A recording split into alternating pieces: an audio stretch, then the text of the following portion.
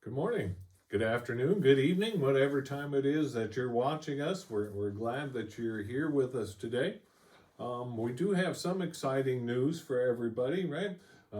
Youth Sunday School and youth groups are going to begin on Sunday and then the following Wednesday. How is that going to look? So on October 4th, this coming Sunday, we start Sunday school for ages 3 and 4 up until 5th grade.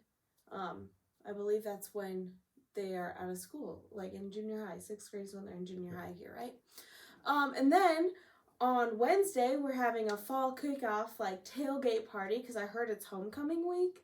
And so might as well celebrate and have some good old tailgate party. We're going to have games, we'll have prizes, we'll have food, maybe a pie in the face to this guy right here. He doesn't know that yet. Don't tell him.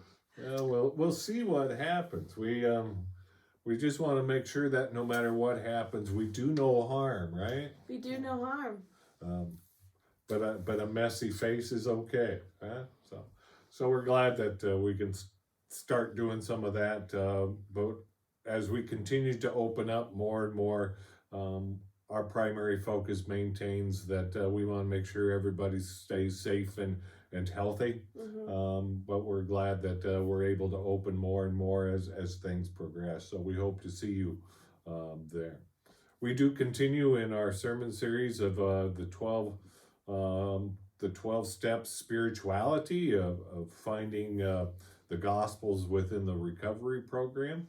And as we look at the 12 steps, it's really just a liberation process. It's a process that frees us from ourselves, frees us into God, frees us to be part and parcel of God's kingdom, frees us to be who we are and who we are meant to be. And I hope that you're finding that in this sermon series.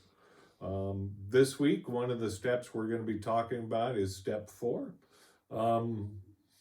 It's about taking an inventory of ourselves, of being taking a searching deeply about who we are, of finding our faults, our failures, our character flaws, being honest about those and letting go for God.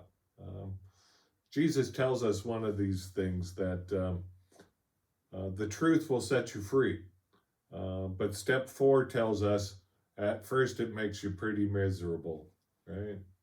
Nobody likes to do a soul searching and look into all the crevices of our lives and dirt. Nobody likes to be judgmental with themselves, but that's not what it's all about.